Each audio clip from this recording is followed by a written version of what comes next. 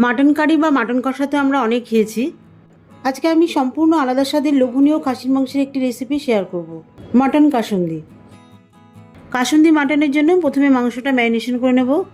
মাংসের মধ্যে পরিমাণ মতন লবণ, খুব সামান্য পরিমাণ হলুদ, হাফ চামচের একটু বেশি শুকনো লঙ্কার গুঁড়ো, 1 চামচ আদা বাটা, 1 চামচ রসুন বাটা আর হাফ চামচ মতন পাকা লঙ্কা বাটা দিচ্ছি। হাত দিয়ে বেশ ভালো করে চেপে চেপে মাংসটা মাখিয়ে নেব, যাতে মাংসের ভেতরে লবণ মশলা ভালো মতন ঢোকে আর মাংসটাও নরম হবে। মাংসের পরিমাণটা বলে দিই, এখানে আমি 700 গ্রাম মতন মাটন নিয়েছি। মশলার পরিমাণটাও ঠিক সেইভাবেই নিয়েছি। মাংসটা যত বেশি হাত দিয়ে চেপে চেপে মাখবেন, মাংসটা খেতেও তত বেশি স্বাদ হবে। যাই হোক, মাংসটা বেশ ভালো করে মাখিয়ে নিয়ে 15 মিনিট ঢাকা দিয়ে রেখে দেবো। এবারে কিছু গুঁড়ো মশলা তৈরি করে নেব। একটা পাত্রে 10-12টার মতন গোটা গোলমরিচ আর 1 চামচ গোটা জিরে দিয়ে ভেজে নেব।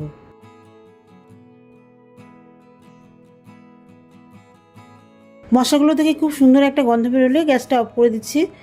এবারে এই ভাজা মশলাগুলো ঠান্ডা হয়ে গেলে গুঁড়ো করে নেব।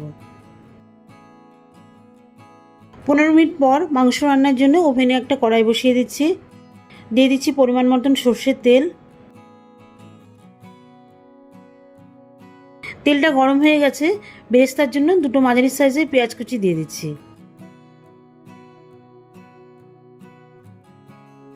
কুচনো পেঁয়াজগুলো বেশ লাল করে ভেজে তুলে নেব। এই রেসিপিটাতে আমি কোনো রকম ফোড়ন দেবো না। ফোড়নের গন্ধটা রেসিপিটাতে ভালো লাগবে না।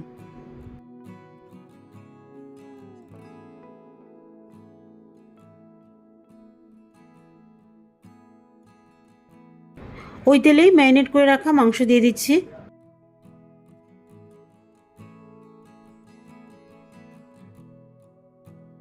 এখন মাংসটা তেলের মধ্যে ভালোভাবে কষিয়ে নেব।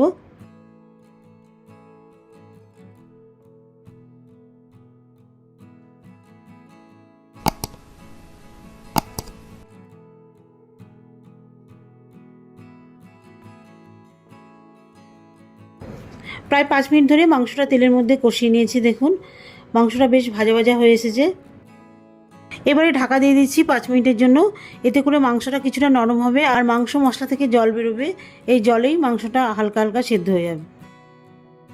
5 মিনিট ঢেকে রাখার পর ঢাকনাটা তুলে নিচ্ছি। দেখুন, মাংস থেকে বেশ জল বেরিয়েছে। এবারে জলটা শুকানোর জন্য কষিয়ে নেব।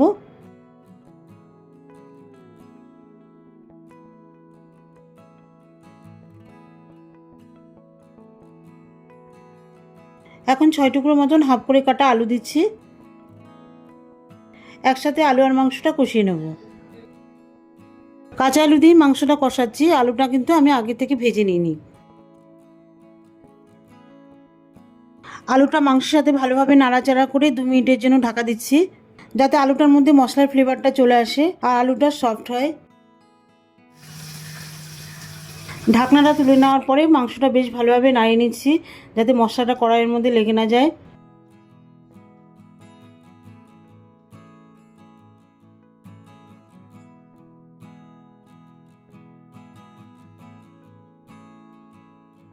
এখন মাংসটা পুরোপুরি সেদ্ধ হওয়ার জন্য জল দিচ্ছি।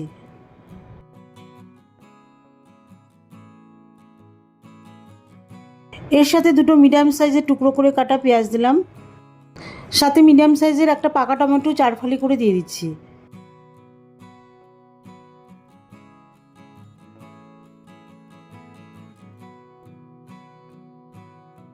পেঁয়াজ আর আলু ঝোলের মধ্যে বেশ ভালোভাবে মিশিয়ে দিয়ে গ্রেভিতে লবণের স্বাদ আনার জন্য পরিমাণ মতো লবণ দিয়ে দিচ্ছি।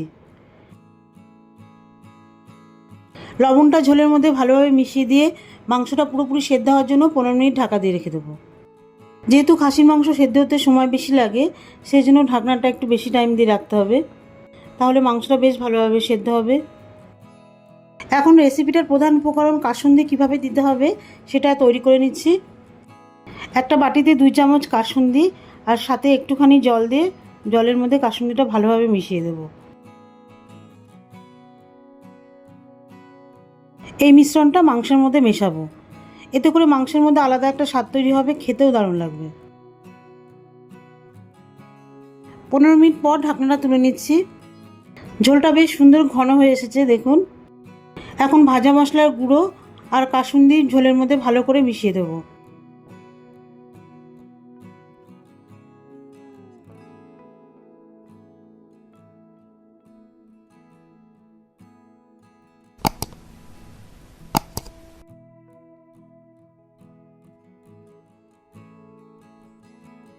সব কিছু ভালো করে মিশিয়ে নিয়ে 1 মিনিট মতন ফোটাবো, যাতে কাসুন্দি আর মশলার স্বাদটা ঝোলের মধ্যে চলে আসে। সবশেষে পেঁয়াজের বেরেস্তা ঝোলের মধ্যে ভালো করে মিশিয়ে দিয়ে গ্যাস অফ করে দেবো। পুরোপুরি আলাদা স্বাদের রেসিপিটা গরম গরম ভাত বা রুটির সাথে খাবেন, জাস্ট জমে যাবে।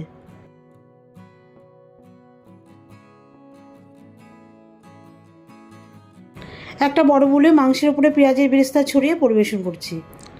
রেসিপিটা ভালো লাগলে প্লিজ আমার চ্যানেলটিকে লাইক, কমেন্ট ও সাবস্ক্রাইব করে আমার পাশে থাকবেন। আর নতুন নতুন রেসিপি নোটিফিকেশানের জন্য নোটিফিকেশান বেল আইকনটা অল ক্লিক করে রাখবেন।